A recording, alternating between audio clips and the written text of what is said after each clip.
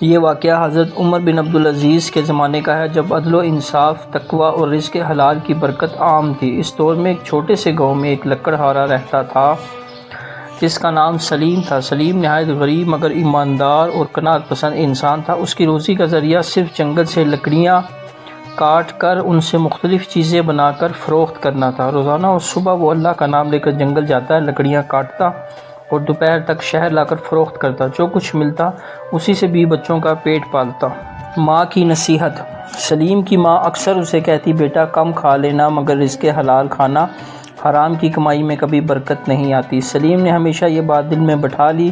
ایک دن اس کا دوست رافع اسے مشورہ دینے لگا، یار تم روز اتنی محنت کرتے ہو، کچھ چالاکی کر لو، ناپ تول میں ذرا کمی کر دو، قیمت بڑھا دو، تھوڑا دھوکہ چلے گا، فائدہ زیادہ ہوگا۔ سلیم نے سخت لہجے میں کہا، میں رزق کے لیے اللہ پر بھروسہ کرتا ہوں، لوگوں کے دھوکے پر نہیں۔ آزمائش کا وقت۔ ایک دن شدید بارش کے باعث لکڑیاں گیلی ہونے لگیں۔ سلیم 3 دن جنگل نہ جا سکا۔ گھر میں آٹا ختم، بچے بھوکے، بیوی پریشان۔ سلیم نے ماں سے کہا، اماں اگر میں کسی سے قرض لے لوں یا ناپ تول میں تھوڑی سی چالاکی کر لوں؟ ماں نے نرم لہجے میں کہا، بیٹا صبر کر، اللہ کی آزمائش ہے، مگر یاد رکھ جو اللہ سے ڈرتا ہے اللہ اس کے لیے راستہ نکالتا ہے۔ معجزہ۔ چوتھے دن سلیم پھر جنگل گیا، لکڑیاں کاٹ کر شہر آیا۔ امیر شخص گھوڑے پر آیا، اس کی لکڑیاں خریدنے لگا۔ اس نے پوچھا، یہ لکڑیاں کتنے کی دیں گے؟ سلیم نے کہا، جناب یہ تو گیلی ہیں، میں کم قیمت لوں گا۔ امیر شخص حیران ہوا، تم خود سچ بول رہے ہو کہ مال خراب ہے؟ سلیم نے جواب دیا، اگر میں جھوٹ بول کر زیادہ کماؤں اور اللہ ناراض ہو تو دولت بربادی ہے، نہ برکت نہ سکون۔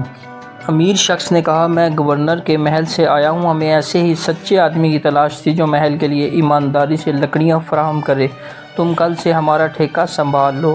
برکت کا نزول۔ اس دن کے بعد سلیم کا کام بڑھ گیا، اسے بڑی مقدار میں لکڑیاں فراہم کرنے کا آرڈر ملتا، مزدور رکھے، روزی بڑھی مگر سچائی نہ چھوڑی۔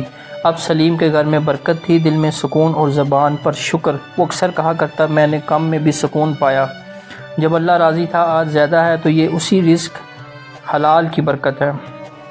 سبق۔ رزق کی کمی وقتی آزمائش ہوتی ہے مگر حرام رزق دائمی بربادی۔ سچائی اور دیانتداری اللہ کو پسند ہے، اور جو اللہ سے ڈرتا ہے وہ اسے ایسی جگہ سے رزق دیتا ہے جہاں سے اسے گمان بھی نہیں ہوتا۔